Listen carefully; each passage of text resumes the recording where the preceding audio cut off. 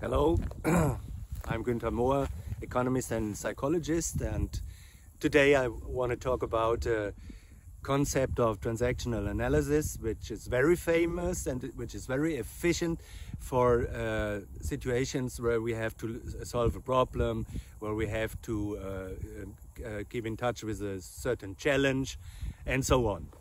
It's the concept of discounting or accounting, to take the positive version of it.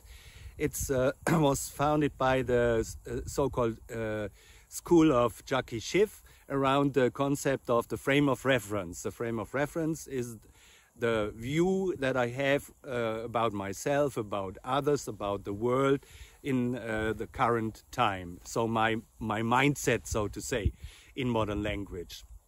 So I do a lot to keep my frame of reference alive as it is, to stabilize it, and so on. So, and I use this kind of inner process that is called discounting or accounting. Discounting means not to see or not to view as a certain aspect of reality. So it's not about saying to some other person, I don't like you, or to treat someone in a bad way. That is not the core of the concept. The core of the concept is not to see something, not to have it in mind. So in practice, we can use this concept over its steps of solution, or its steps of discounting. The most severe step of discounting is the discounting of the existence of an aspect or of a problem. For example, is there a climate change, a man-made climate change, and you say no, it isn't, it doesn't exist, as a lot of people do. So then you don't have to do anything. The second step is to discount the significance of an aspect, the significance of a phenomenon, or of a stimulus in reality, or of a person. If you neglect the significance or discount the significance, then you say, for example, that climate change, it does exist, but it has no impact on people. There's no effect on something. Their climate changes all the time, and the man-made climate change is not very important to that.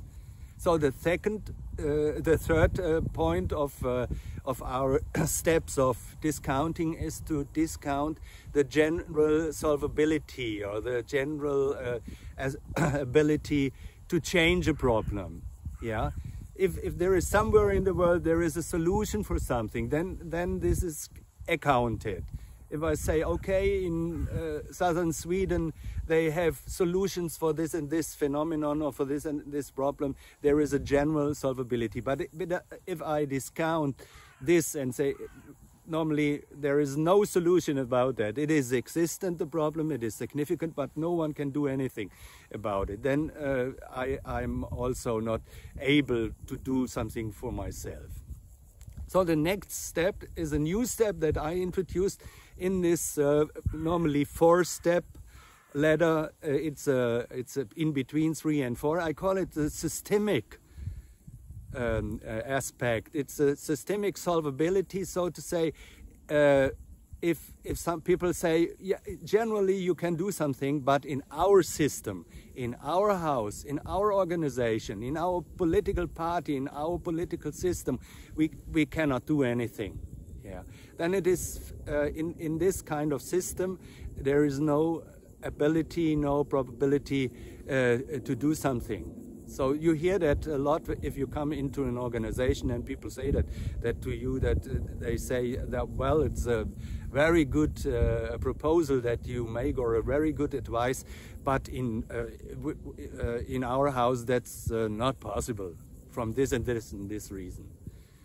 So the next step after existence, significance, general solvability, systemic solvability is the personal solvability, the point that I can do something myself. Yeah? Am I capable to do something? Have I some knowledge about that? Have I the motivation to do something? Then what happens often in discussions between people, even in organizations, or particularly in organizations, so to say, is that people are discussing on different levels of the ladder of discounting. One is talking about options, how to solve a problem and how to find a solution, and the other one is neglecting or discounting sorry, the existence or the significance of a problem. Then they will not come together. So you have to start with the lowest point of it, and that is sometimes it's hard to do, to come back to the existence and significance level. It's a real challenge, because if someone says that I don't see a problem, or it doesn't matter, then it's not very easy to come to this point and to bring an accounting in it. For example, you have to talk about the consequences of this neglecting the existence or the significance of a problem. And to talk about consequences, or to let people feel the consequences, to keep them in mind, is often, that is not a very easy point.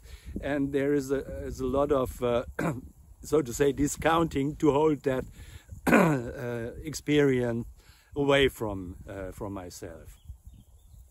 So this is the introduction into the topic of discounting and accounting today. Thank you for your attention. If you liked the speech, you can give a like, or you can get the channel. Thank you for your listening.